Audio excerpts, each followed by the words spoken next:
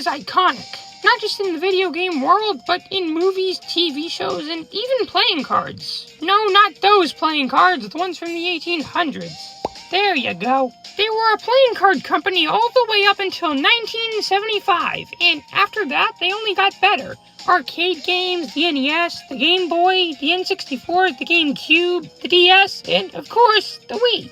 I'm just gonna say it. Nintendo reached its peak in the 2000s. The Wii was a big step up from the GameCube, which at the time had been Nintendo's last home console. I mean, it did have some great titles like Luigi's Mansion, Super Smash Bros. Melee, Pikmin, and Super Mario Sunshine, but you wanna know what the Wii had that made it even better?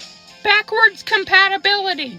Yeah, you could play your GameCube games on the Wii. Revolutionary, I know. And actually, the Wii was originally gonna be called the Nintendo Revolution, so that checks out. But what about the games? All of Nintendo's consoles have at least a decent-sized collection of games. And although there are always bad ones, there are also a lot of good ones. Well, except for the Virtual Boy, but that doesn't exist as far as I'm concerned. And although the Wii did have a lot of shovelware, it also boasted a collection full of timeless classics. Wii Sports Resort, Wii Party, Wii Play Motion, New Super Mario Bros. Wii, Mario Super Sluggers, and Mario Party 8 were just a few of the great games the Wii had to offer. But the Wii didn't have just games, oh no. It also had the Virtual Console, which let you download retro titles. It had the Photo Channel, the Forecast Channel, the News Channel, and the Me Channel. Also, side note, your Miis can apparently have 6 different pants colors. Gray is the default, red is for a favorited Mii, blue is for a Mii transferred from another console, white is for a Mii that's in the Mii Parade, which is discontinued, orange is for a Mii you have favorited in the Check Me Out channel, which is also discontinued, and gold is for any Miis distributed by Nintendo. For those of you who didn't know that, now you do, because I only knew about gray, red, blue, and gold before writing this script. Another channel that we had was called the Wii U Transfer Tool, in which a bunch of cute little Pikmin would transfer data from your Wii to your Wii U. And something I should probably mention is that, oh yeah, there's a Wii U. The NES had the SNES, the Game Boy had the GBA, the DS had the 3DS, the Switch is gonna have a Switch 2 at some point, and the Wii had the Wii U. However, unlike with most of the sequel consoles Nintendo gives us where there's mainly just technological updates, the Wii U was a completely new concept that still shared similarities to its older brother.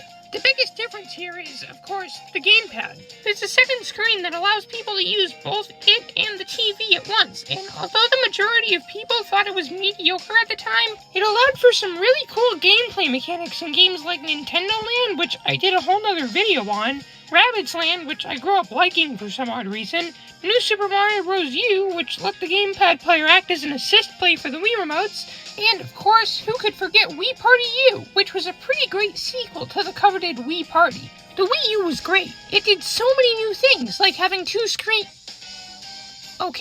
separate screens, and just like its predecessor, it had backwards compatibility, meaning if you had to pick between getting a Wii and a Wii U, the latter is probably the better option, unless you want to play GameCube games, that is. Is the Wii U better than the Wii? No, it's not.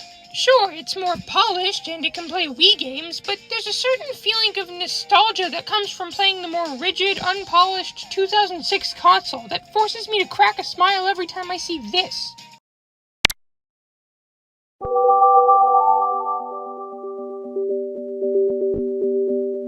And sure, the Wii U's got this.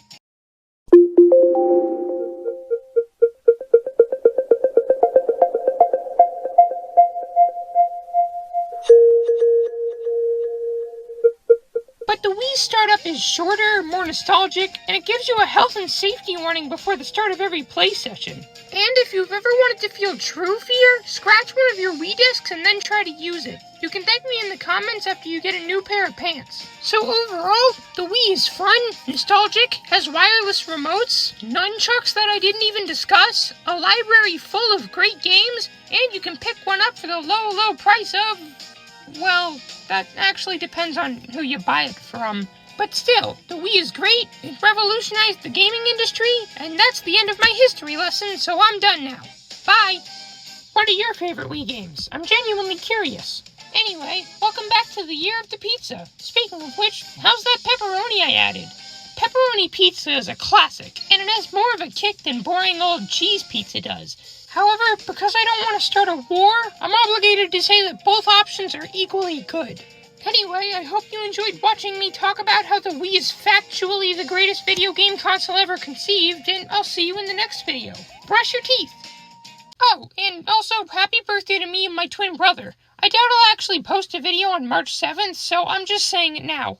And happy birthday to the Mixels. They turned 10 on February 12th, and I just wanted to acknowledge that because they're still awesome even a decade later. Okay, now I'm really done. Bye!